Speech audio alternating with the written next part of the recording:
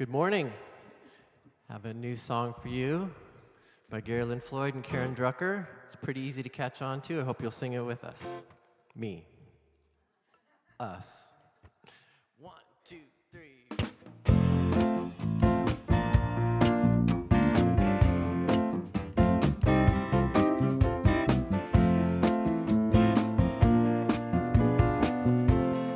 Here's the first part.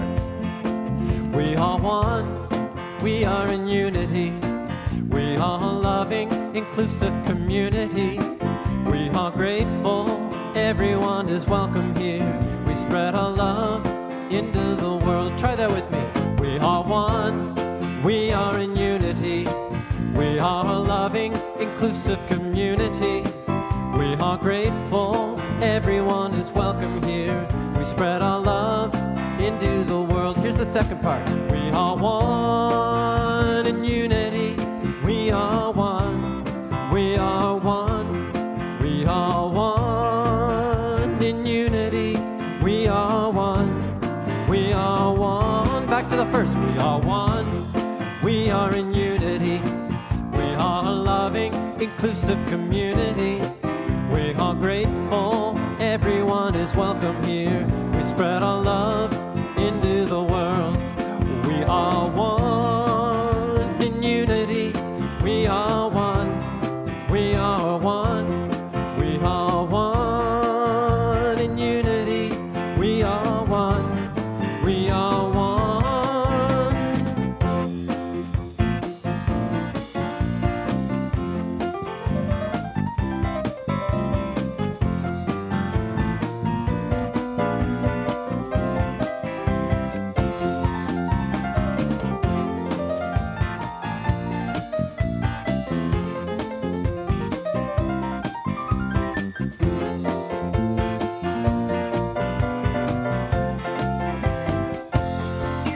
We are one, we are in unity.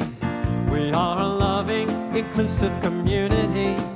We are grateful, everyone is welcome here. We spread our love into the world. Joy, we spread our joy into the world. Peace, we spread our peace into the world. Love, we spread our love into the world.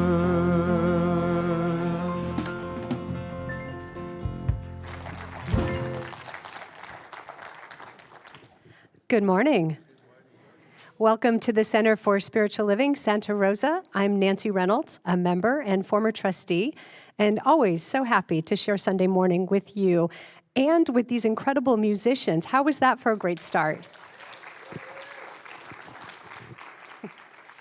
If you are joining us for the first time, welcome. Thanks for being here. And also our live streamers and all of you who watch our recording during the week, thanks for being with us. We always know that you are here. If you do love us, live streamers, we would like to ask if you would consider finding the share button on your screen, clicking on that so we can share our message and our community with the world. Thank you for doing that. If you are new to the center, I would like to direct you to our website so you can find out everything that's going on here. The website is CSLSR.org, and on there you can find what's called the monthly bulletin, and it has everything that's going on at the center. What you would do is just look for the photo of the typewriter on the homepage of our website. And for those of you who are in the sanctuary today and new, I would like to invite you to pick up one of our welcome packets at the information table right outside the sanctuary. That's got all kinds of information about our teaching as well as what's going on in our community. If you would like spiritual support around something that's happening in your life, we have that for you here today. We have an active community of licensed prayer practitioners who are available after each service to pray with you right here in the sanctuary. And these prayer practitioners are also available on a fee-for-service basis for spiritual coaching. And there is a pamphlet at the table right out in the social hall, so you can learn more about what they offer. If you have young people in your life, teenagers, middle school and elementary age kids, and infants and toddlers, we have a vibrant youth program that I'd like to welcome you and them to look into and join. Our program helps these young people get plugged into our community, and it gives them some guidance and direction on their spiritual journey. Our youth coordinator, Jennifer Caldwell, is usually here during the service and after service to talk with you about our youth program and get you connected to it. And you can also reach her by email at youth@cslsr.org. Jennifer leads a fabulous team of volunteers. Did you know that our youth and family program is powered by volunteers? Those are people in our community who have said that they want to be involved in our youth program. Jennifer can get you set up and connected to this program, but we need you. We need people who can give 1 to 2 hours of their time each month to provide our children with their own spiritual sanctuary. If you are interested, you can stop by the information table right outside the sanctuary. And there's a volunteer form where you can put down your contact information, and then Jennifer will reach out to you to learn more about what you're interested in and what there is to do. Now, would you please join me in speaking aloud our vision and mission as a community? The Center for Spiritual Living is a spiritual community that promotes global transformation through personal transformation. Our purpose is to awaken humanity to its spiritual magnificence. We are motivated by a compelling vision of a healthy, loving world, which we call the global vision. This vision inspires us to bring the gifts of compassion, integrity, and loving kindness to the world through our programs and teaching. Together, we are helping create a world that works for everyone. We follow this vision through 5 core spiritual practices of our teaching. Would you read those with me as well? Spiritual study, affirmative prayer, meditation, selfless service, spiritual circulation. I trust that somewhere between the music, the meditation, the prayer, the practices, and the message from Dr. Edward is exactly what each of us needs for the next step of our spiritual journey. Again, welcome, and thank you for joining us. Now, please enjoy this next piece of music that will lead us into a time of silent contemplation and prayer.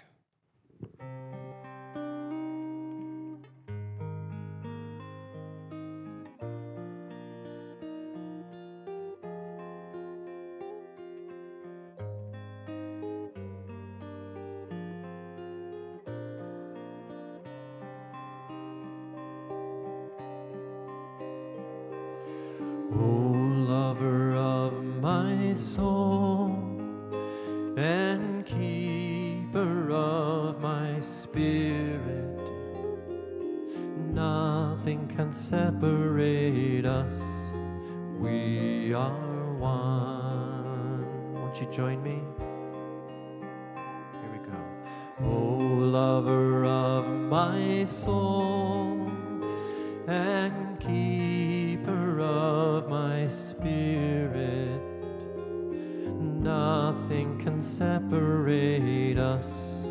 We are one. We are one. We are one. Oh, we are one. Nothing can separate us. We are one. All nations on the earth, all life upon the planet, nothing can separate us. We are one. We are one. We are one. Nothing can separate us. We are one. We are one. Oh, we are one. Nothing can separate us. We are one.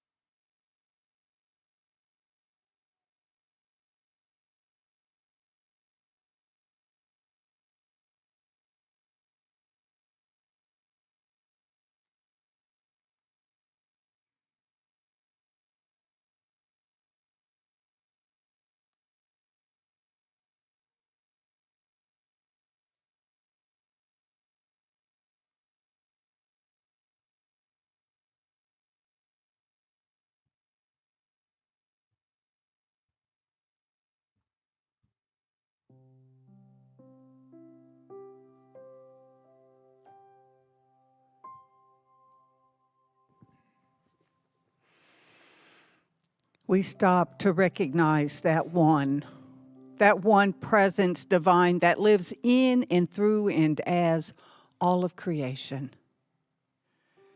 This one presence, called by many names, is beyond all naming, beyond all human understanding. It animates, indwells every expression. It interweaves and expresses as one life, one unified field. And it is here fully abiding. I know this one presence as the very life of my life, in, through, and as all that I am in body, mind, heart, and spirit. It is the very stillness of my being. It is that expresses through every activity. It is here in this very prayer, praying this word. And so I know this truth for and about each and every one here this morning, each and every one hearing this word. It is that prays and sings and expresses through all. It is that gives and receives through all. And it is that interweaves and connects us all. One life, one community right here. We are one. And no experience, no thought, no feeling, nothing can separate us from this one. And so I know that we are held right here in this moment, supported, sustained by that one presence divine. And I celebrate this knowing, so grateful for this call home. In conscious awareness, I simply let go into this one. In sweet gratitude and in deep assuredness, I let this be. And so it is. Amen.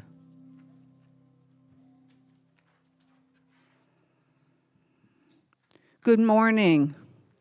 I'm Ruth Barnhart, a minister serving here at our center.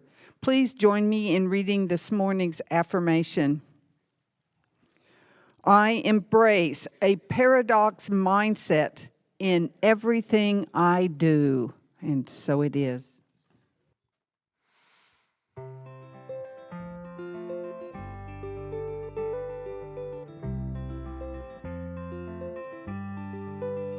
So I came to a fork in the river, and I didn't know which way that I should go.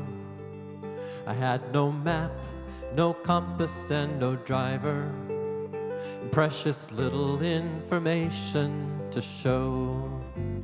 He can be hard in this life to make decisions, and it's an altogether common thing to fail.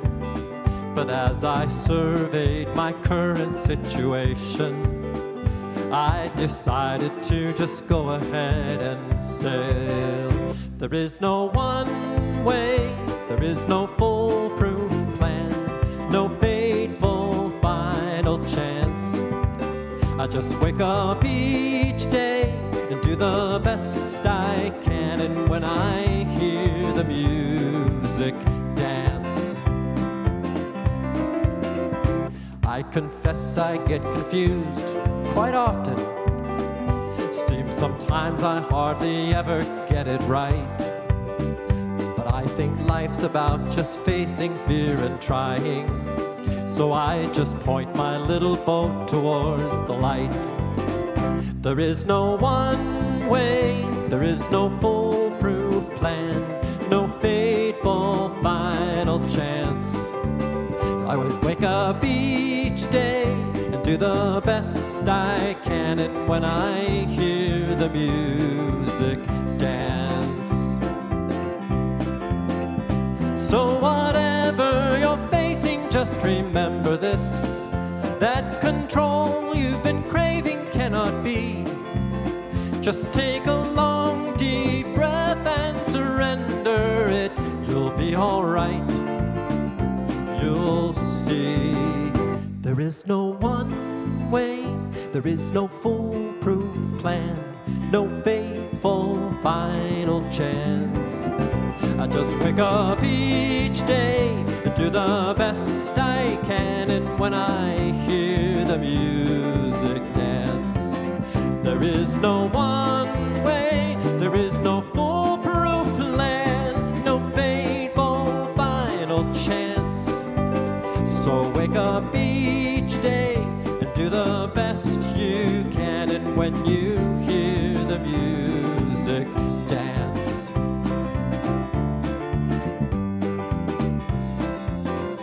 When you hear the music, dance.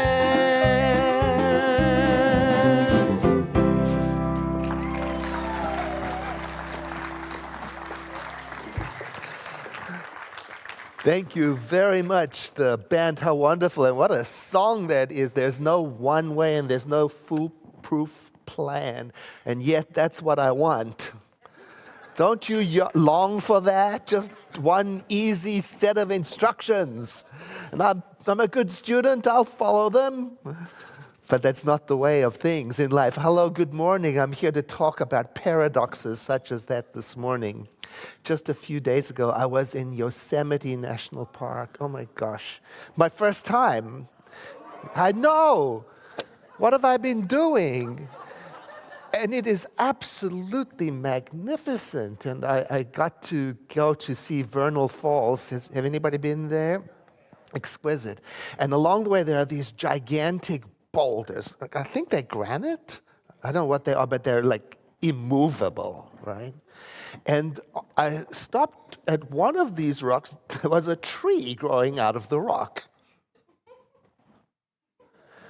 A sequoia seed had landed there I don't know how long ago, and decided to take root in nothing. Now there's another paradox. Life needs nutrients, moisture, opportunity, support, soil. And yet, none was available. But the sequoia seed decided to grow there. Not just eke out a living, thrive. And then I walked around the side of the rock, and there it must have found a little crack. And it was pushing its roots down into the boulder and said, "Get out of the way, I'm growing here." Phew. I'll talk about that in a moment, because then I had to drive up to Reno, Nevada for a work event, and then I found there's another national forest there on the mountain range between Reno and Tahoe, Mount Rose, I think it's called. And there was a 6-mile hike to Hunter Creek Falls, that's what it was. And on the hike, going in, I could see one view, very steep, and kind of hidden, so you couldn't see where it was going to go. So little anxiety and challenge in the going there. Then on the way back, a completely different view, because from the higher elevation, I could see the path. Less anxiety. Not only that, because the sun was in a different position, all the colors changed. And I took a moment to think, wow, both of these paths are valid. Both of these points of view are true, but they couldn't be more different. And I took a moment to ask myself, I wonder where in my life I need to take a breath and turn around and look at things from a different perspective, get another look. I have an example of that. After the drive, then I'm driving along with my partner in the car, and a call comes through.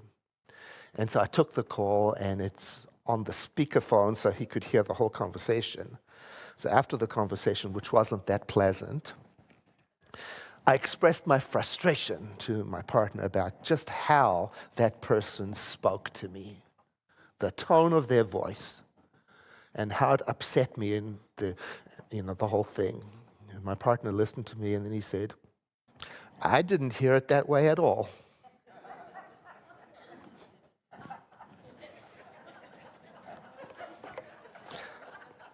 Same conversation, two different views, right? Oh, it was very difficult for me to get off of my position, because I wanted to defend it and say, there is only one correct way to see this. But right there next to me was somebody who I respect, who had a completely different experience of the conversation. So I considered, just like the path on Mount Rose, that perhaps both paths were valid. Both views were true. And that allowed me to drop this idea of right and wrong.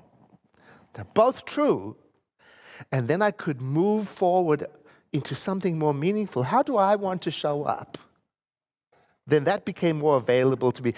More than how do I want to defend my position, which is a painful path. This is something that we deal with extensively in the class that is starting tomorrow, Self-Mastery. We use Don Miguel Ruiz's book, The Four Agreements, and we match it to our Science of Mind teaching so that we can look deeply into how does my mind work when it's defensive, when it's fearful, when it's excited, to see, is there a better way for me to incorporate and accept all of it? That's coming up. Now, I'm sharing all of this with you because this month's focus is on paradoxes. Paradoxes are two seemingly opposite or contradictory things that are both true. In our teaching, we have several of them. We have the paradox of oneness. We are from the same spiritual source, and yet we are unique and as different as can be. So oneness, it turns out, is not the same as sameness. And unity produces diversity. We say there is one universal truth, and yet it is practiced and understood and expressed in endless different ways. One life, different paths, different views, and to try to argue with that is just painful. When I try to force life to make sense my way, When I try to make life be predictable, that's when I get fed up and stuck.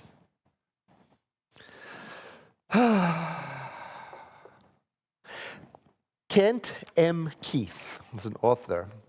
He wrote a book about paradoxes that I really enjoy.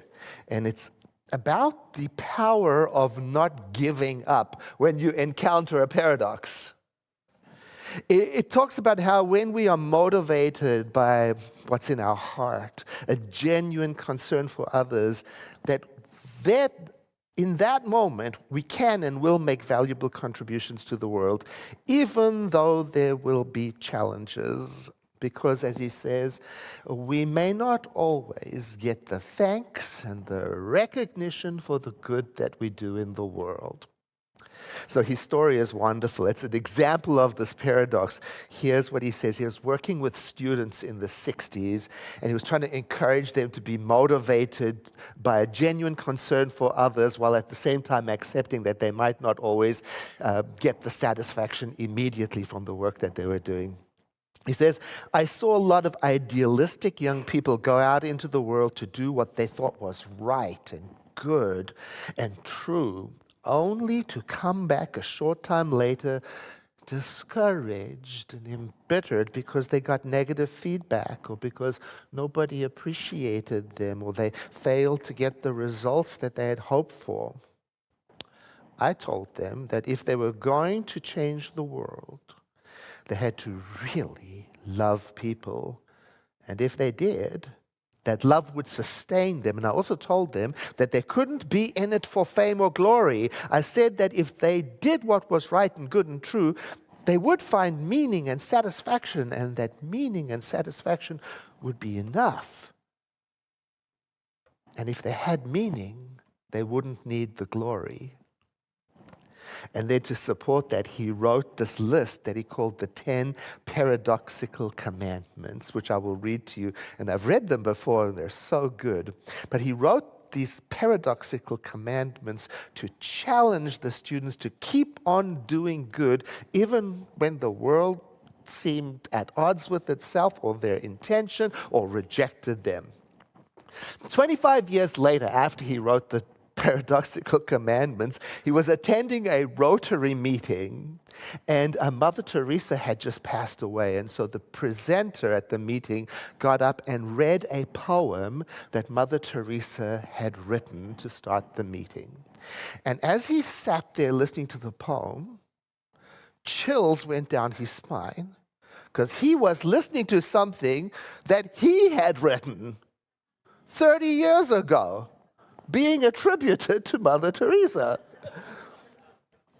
It had made its way, this 10 paradoxical commandments, all around the world, even to India, where someone thought it a good and important idea to use it and put it on the wall to inspire people to do what's in their heart, and assigned it to Mother Teresa. There he was sitting after giving all of his students the encouragement to do good anyway, even though they might not get the recognition. And there he was, right in the... So he wrote a book about his work, and he called it Anyway. And in it, he reminds us that life doesn't always make sense. He reminds us that life isn't always fair. So let's go back to that sequoia seed on the boulder. I'm imagining it. There it is, landing, boom, on a barren boulder. And it looks out, and just there, 50 feet away, is rich soil, water, nutrients, support, social services, recognition. I'm imagining the little seed saying, what did I do? This is not fair. But you know what? I've got to grow. I've got to grow anyway. I'm not going to just work with what I've got. No. I'm going to thrive. In the book, Dr. Kent advises us, It is best, he says, to begin by just admitting that the world is crazy. And it really doesn't make any sense. Oh, that takes the pressure off for me. I love that. What a good place to start. Because on the spiritual reality, I can say, and we do say, that everything is part of the perfect, balanced, orderly wholeness of the universe. And at the same time, on the level of day-to-day life, it's complicated.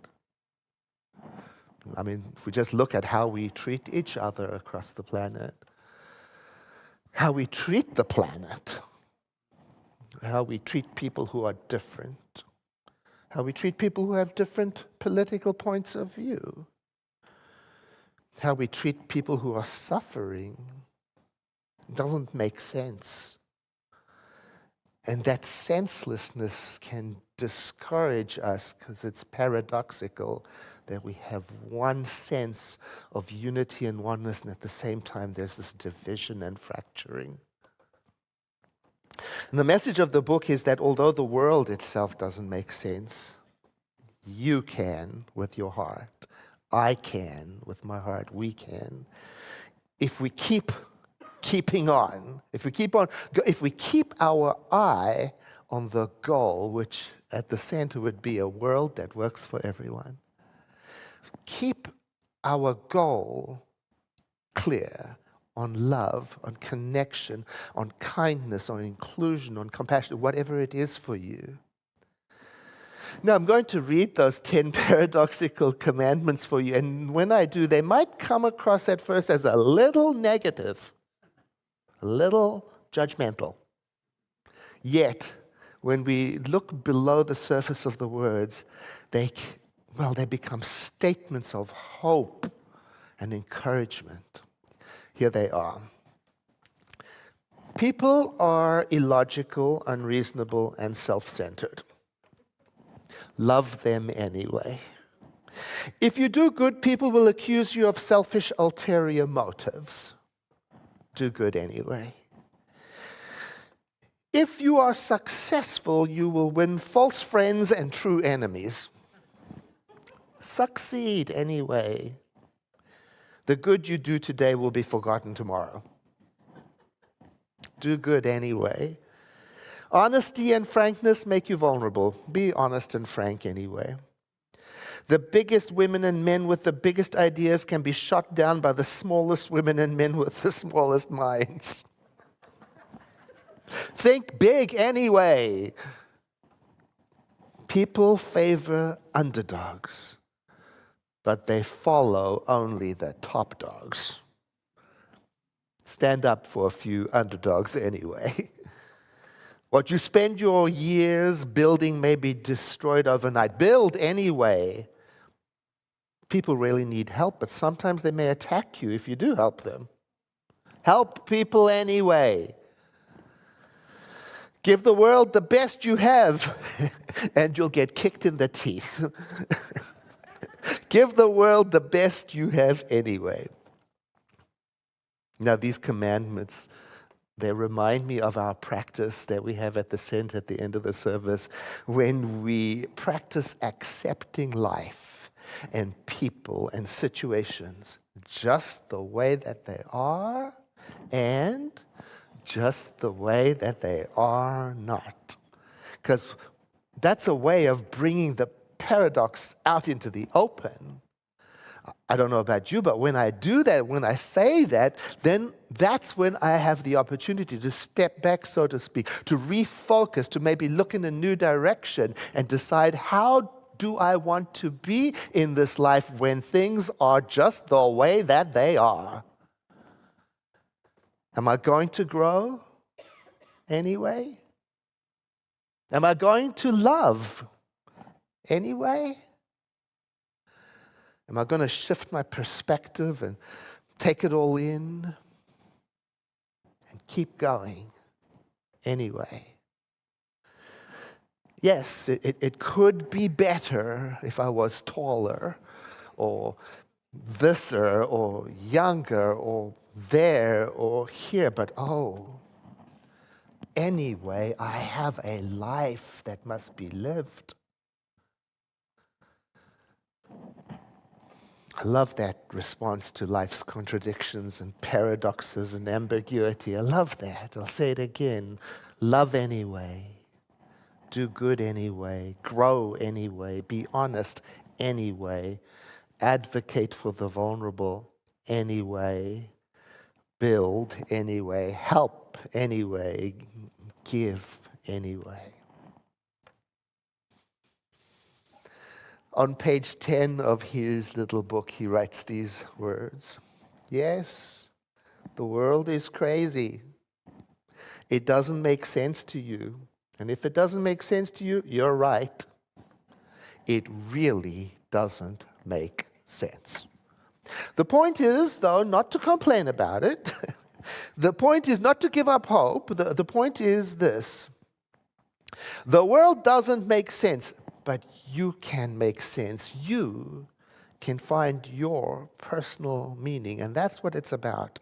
Finding your personal meaning in a crazy world.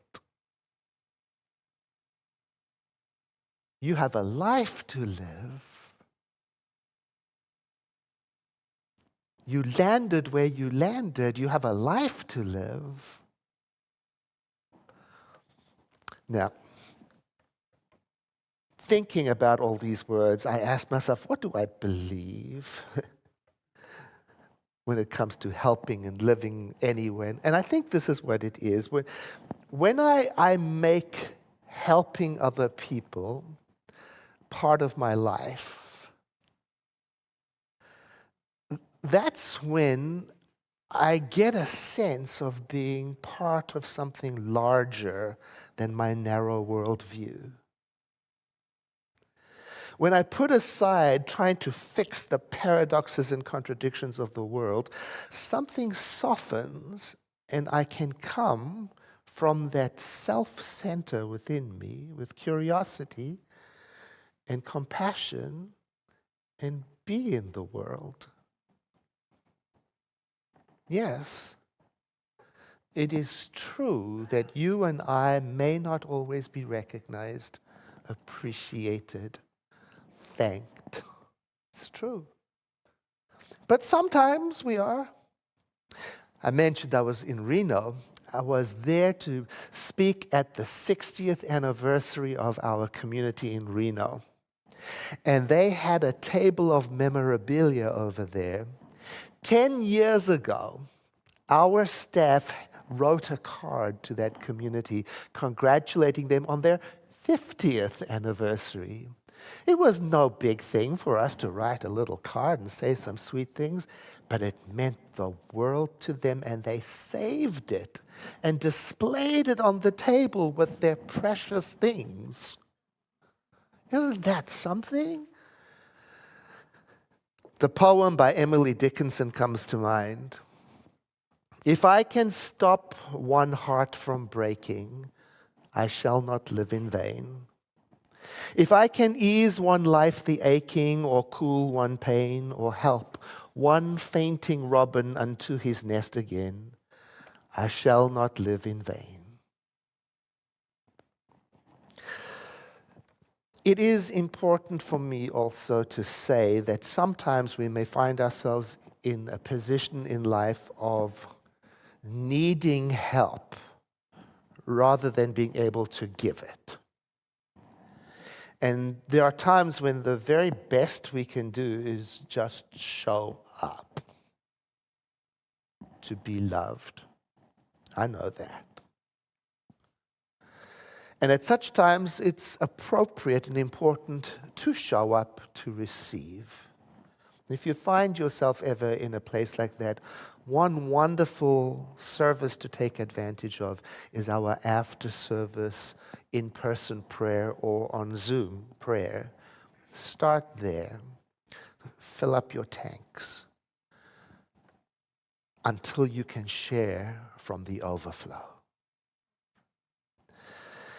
Now, in closing, I took some time to think about what developing a paradox mindset would be of benefit? How would that be of benefit? And here are 6 benefits that I've identified for me, and I wrote them down because I wanted to get clear, and I even posted them on our center website if you want to refer to them while you're making your own list. Here are the benefits that a paradox mindset gives to me. Number 1, cultivating compassion and empathy, because it allows me to better understand and appreciate that others may have a different yet valid way of perceiving and experiencing reality. That's the first. The second, it helps me cope with uncertainty and change. It helps me come to terms with life's unpredictability and the inevitability of changes and surprises and uncontrollable challenges, and these may make me stronger. Number 3, it helps reduce attachment in me to fixed expectations. It enables me to let go of my rigid expectations about how things should be. And so instead of being fixated on a single outcome, I can pivot and be open and adapt a little more. Number 4, it helps me see the world from multiple perspectives when I embrace paradoxes, and that helps me to be open to view the world from different angles when I consider those different viewpoints. And that can lead me to being more informed and make more informed and more nuanced decisions. The 5th benefit of a paradox mind is this: it helps me move beyond my own rigid mindset. It helps me break free from this theory of mine that says, my way or the highway. It allows me greater flexibility in thinking and interacting with others. The 6th one is that it encourages curiosity in me, and wonder, and humility. Embracing paradox encourages a sense of curiosity about the complexities of life. It builds in me a sense of wonder about its mysteries, and humility in the face of the vastness of human knowledge and experience. So I wrote that after I prepared my notes for myself, because I wanted to really take in the importance of embracing life's contradictions, ambivalence, differences, paradoxes, confusions, rather than run from them or try to control them. I hope you will write your own list. Or perhaps you respond better to prompting questions. I know sometimes I do. So I created some questions for your consideration. Here's something you might think about this week. Number 1, what is another way to think about this situation I'm facing? Number 2, how might someone I trust have a different experience of this situation I'm going through? Next, what are 2 other right answers to this question I'm wrestling with? And finally, if I viewed this from another angle, what might I see? Fun times. We're going to delve into paradox all month. I can hardly wait. I invite you to take a breath in and to exhale as we turn into a moment of spiritual practice, contemplation. And let each one of us, according to our own way and understanding, bring into awareness that which is the creator of all things. Some call it spirit, some call it love, the ground of all being, the eternal one, the lover of my soul, as we sang. It is that which, by whatever name, is everywhere present, eternally present. That which itself was not created, but is creation, creating through its creation. It is that which is in everything that appears and everything that is yet to appear. It is that which is the author of all stories and the substance of all being. It exists in all dimensions. And through this prayer, then, I am, along with everyone in the sanctuary, recognizing I am part of that. There is that within me which is creative. There is that within me which is life. I am, along with every person in the sanctuary, an expression of this eternal reality. And so as I breathe through this prayer, I let myself realize the holiness of that awareness, the wholeness of that awareness, the flexibility in creation and possibility in that awareness. And so I let drop from me any manipulation, any control, as best as I'm able, any computation or rearranging or reaching or pushing or pulling, so that I may sink deeply into where I am, where love is, so that I may be present in this eternal moment where life is, so that I may think with ease, my mind flowing like water, where creativity is, where endless possibility resides. And I feel that with deep gratitude, as from some place within me, a resounding urge to express the wholeness of life as me emerges. And along with that, I feel a deep sense of appreciation for the diversity in which life expresses the holiness that I perceive everywhere.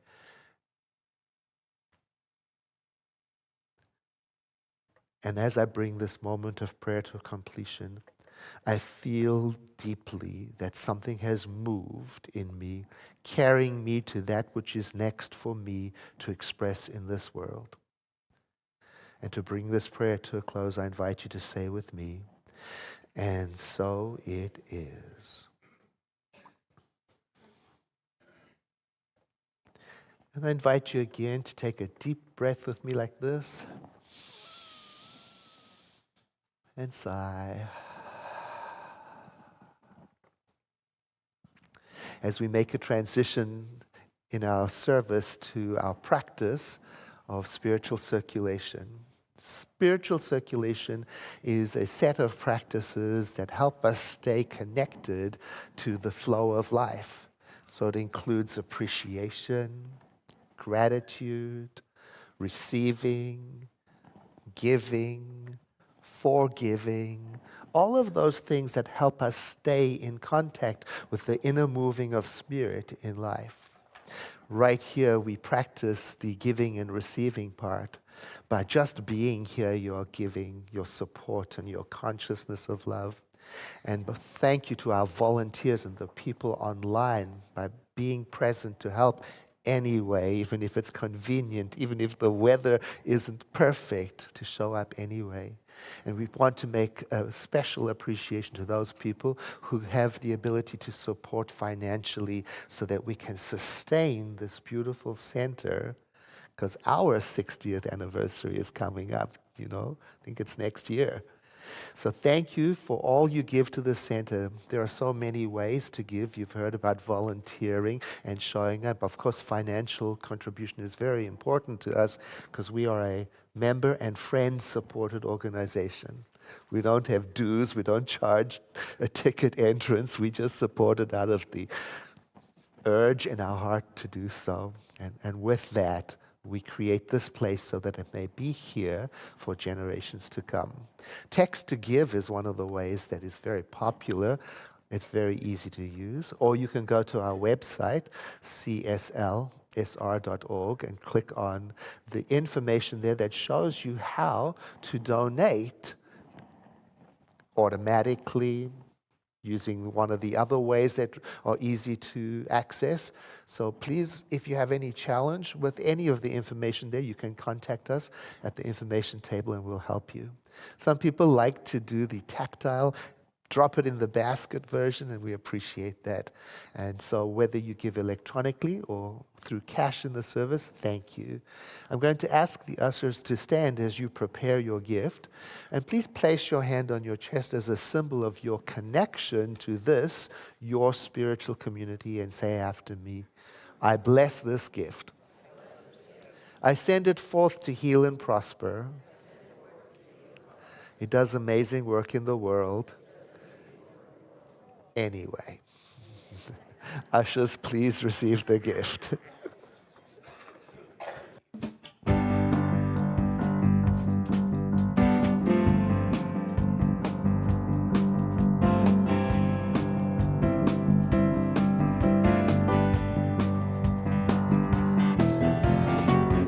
Make me an instrument. Make me an instrument. Make me an instrument of peace. Let's hear you on that. Ready? Here we go. Make me an instrument. There you are. Yeah. Make me an instrument of peace. One more time. Make me an instrument. Make me an instrument. Make me an instrument of peace.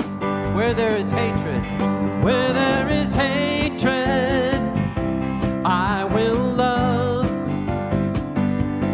Where there is sadness, I will bring joy. Where there is darkness, I will shine. I am an instrument of peace. Oh, I am an instrument of peace.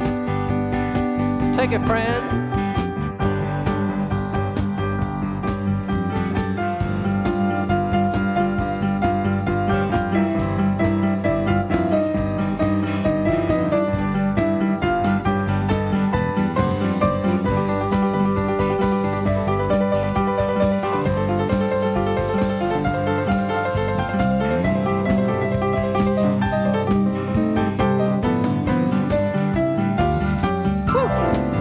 Make me an instrument.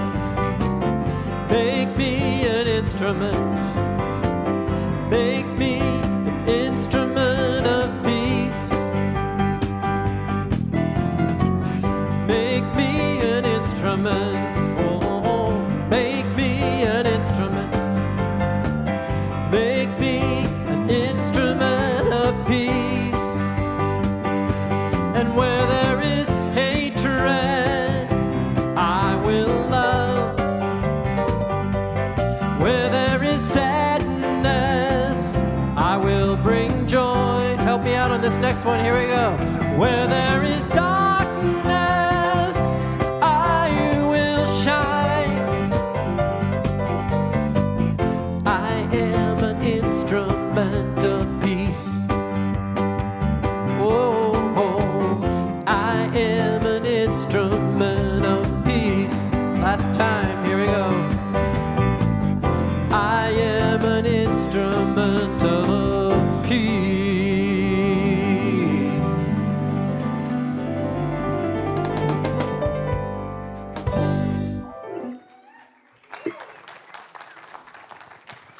Okay, so that's how it's done. Wow. Wow. Okay, hello again. I have some interesting and fun and exciting things to share with you that are going on at the center, starting with two things today. The first is today is our final Sharing Our Bounty event of the season. And so I want to make sure that you know to stop by the tables just outside the building after service. And there you'll find all kinds of goodies. You could grab a cup of coffee or tea and pause for a bit and share some time with our community. And if you don't have anything to add to the tables, do not let that stop you. Please enjoy. It's all there for us to share. Also today is the last day you can get a ticket for the raffle for the beautiful Buddha statue that's out in the social hall. You can take a look at that statue there and then get your tickets in the bookstore.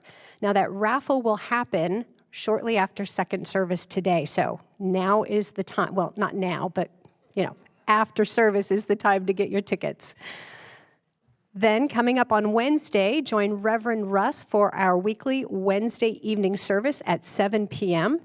He says that we will explore spiritual practice that can help us reconcile seeming opposites that show up when we encounter paradox, right, with our theme for October. We'll have tea, goodies, freshly baked bread, and beautiful music, and do bring your friends along. And now I have some classes to tell you about. Dr. Edward has 3 classes coming up in October. The first is the class he mentioned during his message, the core class called Self-Mastery. It starts tomorrow, Monday, October 2nd at 6:30 p.m. Here's the question. Have you ever wrestled with the impulse to react when what you want is to respond compassionately and calmly? Yeah, done that. This class, he says, is an inward journey exploring feelings, ego, relationships, and the process of personal change. This class is being offered in our hybrid format. That means you can watch it, you can attend on Zoom, or you can attend in person at the center. To sign up, what you'll do is go to our website, look for the photo on the homepage of the person sitting on the rocks, and get signed up. There are even scholarships available to assist with the cost of this class, and you can apply for a scholarship by going to the education menu on the website. Also, if you are one of our licensed prayer practitioners, Dr. Edward would like to invite you to join this class at no charge. Then this Saturday, October 7th at 10 a.m., Dr. Edward will be teaching a new course on the Vajraguru mantra in person here at the center. This mantra is a sacred chant that is linked to a revered spiritual master from the Buddhist kingdom of Bhutan. This course will give you the opportunity to immerse yourself in a transformative journey as we explore the profound teachings of this sacred chant that has the potential to unlock profound insights. You can sign up on the website, click on the other photo of the Buddha. This is the Buddha head, not the Buddha statue. And the third one, on Sunday, October 15th at 1 p.m., join Dr. Edward as he shares his workshop, Radical Welcome. Have you ever contemplated the significance of being a welcoming presence in our spiritual community? Well, doing this, I'll tell you, changed my experience here. It changed my life. In a world that often amplifies differences, it's paramount to embody qualities of warmth, kindness, and radical welcome in order to emphasize our shared oneness. Dr. Edward will skillfully guide us through the art of transforming welcoming into a spiritual practice. This workshop is free for all volunteers and staff, and you can sign up on the website by clicking on the neon welcome sign photo. Now, let's look ahead to next month so you can get this one on your calendar. On Sunday, November 5th at 1:30, we will be showing a special screening of the new documentary called The Politics of Beauty. This new 78-minute documentary celebrates the life and legacy of former Interior Secretary Stuart L. Udall, considered one of the most effective environmentalists in American history. He fought tirelessly for the protection of our planet and its natural beauty, and he was the first public official to speak out about global warming. The documentary's director, John DeGraff, will be with us for the screening, and we will also have a short Q&A with him after the film. You can sign up on the website, look for the photo of Stuart Udall. And the last thing from me, our October pumpkin carving party is back. Let's see some smiles. Yay. Very good. Sunday, October 29th, after the second service. Bring a pumpkin to carve with us, or if you don't have one, you can get one for a small fee. And there will also be snacks.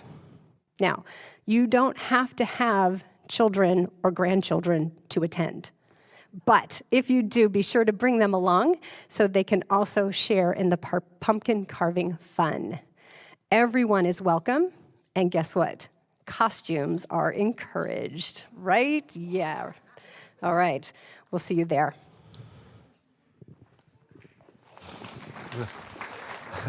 Thank you so much, Nancy, a wonderful host, and thank you, Reverend Ruth, for the opening prayer, and thank you, musicians, for the music, and thank you for being here.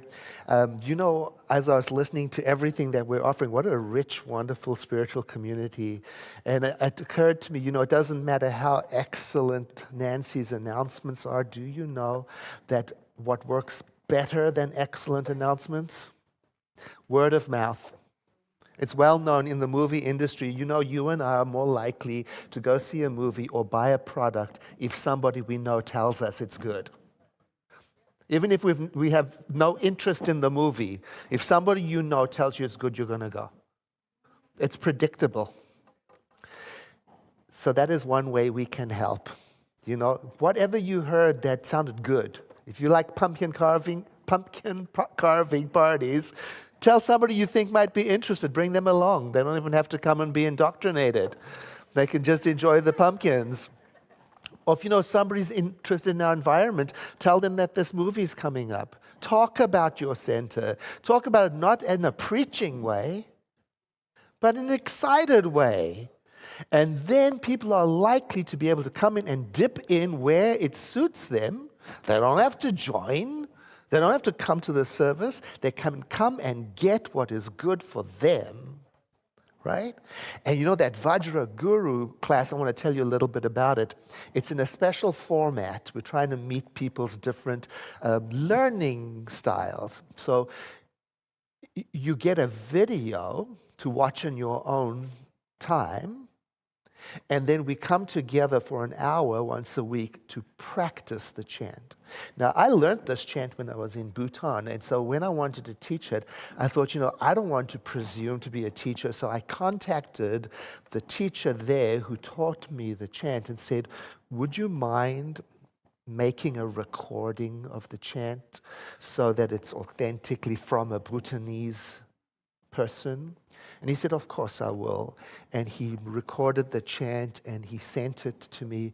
And I heard traffic in the background, and I contacted him and said, cheering, what's that? He said, I was standing on a corner in San Francisco when you called.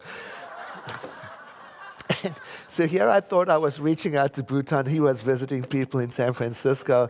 And then later on that year, he actually came and he sat right here in this audience and he gave us permission to use that recording. So each person will get a recording to practice along. And then when we get together, we do it in a group, because there's something amazing that happens when we chant or sing or speak or recite together.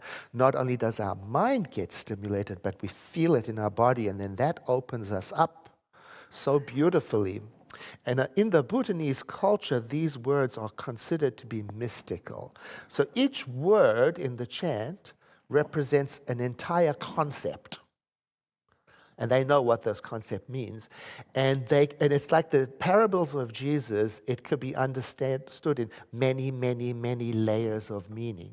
We're going to just look at one layer of meaning, where the chant is thought to be able to shift us and move us through the blocks, common blocks, envy, anger, comparison, and then once you know what the words represent, then as you're saying them, you can let go of the intellectual understanding and sink into the feeling. I'm very excited about it, and I hope you'll join us for that. And now it is time for us to close our service. Please take advantage of the after-service prayer, and won't you please stand saying, something wonderful is happening through me right now. It is this thing called life. Life is in my mind, life is in my body, and life is in my affairs. I think it, I feel it, and I accept it just the way that it is, and just the way that it is not. Anyway, know with me that you are never alone, that Spirit is right where you are, that you have only to look within at any moment to know that you're guided, sustained, and empowered by a presence that expresses itself as you in this world. In deepest gratitude, let us live our lives accordingly so that in everything that we do and say and think, we honor this presence within. And so it is. Thank you for coming. I look forward to seeing you next week. Let's close in song. So let there be peace. I am a stand for peace. Let there be love. I am a stand for love. Let there be joy. I am a stand for joy. We are making a new world now. So let there be peace. I am a stand for peace. Let there be love. I am a stand for love. Let there be joy. I am a stand for joy. We are making a new world now. So let there be peace. I am a stand for peace. Let there be love. I am a stand for love. Let there be joy. I am a stand for joy. We are making a new